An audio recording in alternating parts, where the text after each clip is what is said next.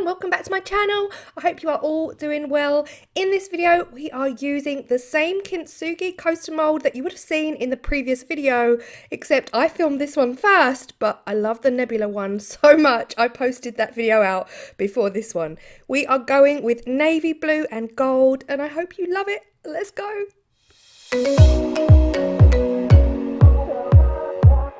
So the first thing I'm going to do is go over all of these cracks with gold acrylic paint. I did have to do 2 layers because the silicone mold does repel the acrylic paint. So it just takes a little while for it to actually accept it and for it to stay on there. You'll see there's little edges there, you can see where it kind of pushes it away, but just keep going and it will eventually stay and it will dry and it will be perfect. Now, at the beginning of the video, you would have seen gold foil. I was ambitious at this point, remembering I did these before I did the nebula coasters. So in my head, I was going to put gold foil over all of these cracks. And yeah, I realized as soon as I started, it was going to be a very tricky, long task. And I wasn't sure at this point if it would be worth it because I didn't think about the nebula. I was thinking about making it really neat and there was absolutely no way I was going to be able to get all of these cracks perfectly neatly coated in gold foil. It was flying everywhere.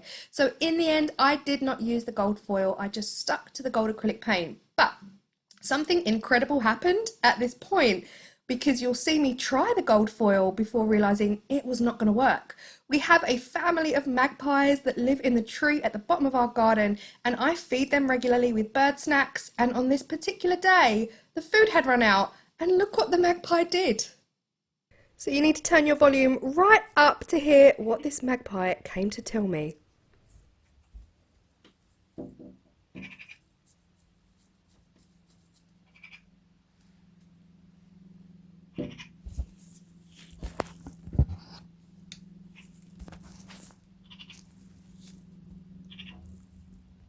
So here you can see after feeding the magpies I scrapped the foil idea because I realised it's going to take me years and I'm not about that life.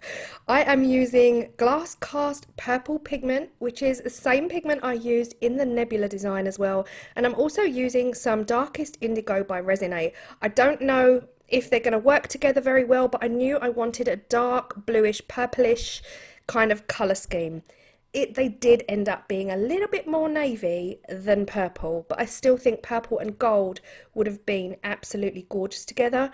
I've got some of this Chameleon powder left, so I'm just going to dump it all in there. There really wasn't much, and I'm hoping this is going to add a little bit of sparkle to the coasters. Now it did, but unfortunately I haven't really been able to get it across on camera, so I hope you guys can see it. At this point, my theory behind filling the mould like this was air bubbles. I was concerned about air bubbles. Again, this was the first time using these coasters. I didn't have to worry because I really got none, but I thought if I pour the resin into each individual section, then I can run around the whole piece, all 4 coasters and the coaster holder, with a cocktail stick. Now if you are interested in these coasters, these are from Moulds and Shapes. They sent them to me and I do have a code for you guys, and that is CCC5 for 5% off at the checkout. All of the details will be in the description box below. Don't forget to check out the description box, guys. There's so much in there. And if you are interested in my resin order books for small businesses to write all your orders in, then do let me know as well. I'm going to be linking those down below. They are available on Amazon. But here you see me with my cocktail stick going around all of the little nooks and crannies. And I did realise at this point it's actually a big job, and I'm not 100% sure now where the lines are because some of them are covered up. So honestly, I feel like the best thing to do at this point was to just go in with a heat gun before you fill up the mould. I feel like this is going to make that resin really go into all the nooks and crannies and get rid of all the air bubbles. It will be easier than using a cocktail stick, and that is what I did. If you are using a cocktail stick like you see me, I'm using it gently, really gently. You don't want to scratch your mould. You really don't even really want to touch your mould. I'm just using it as gently as I possibly can. And at this point I just figured the heat gun is just going to be so much better. But you really can't do this if the mould is full to the top.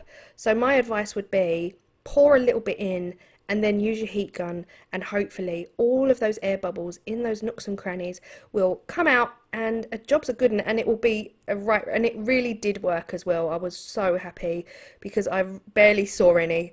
But yeah, and here you just see me filling up the rest of the mould and filling up the coaster mould. You want to make sure not to overfill the feet because the feet won't then slot through those holes. So you just want to fill it to the top of the mould and go no more. And I just use a lighter in the centre. You don't want to touch that silicone with the flame.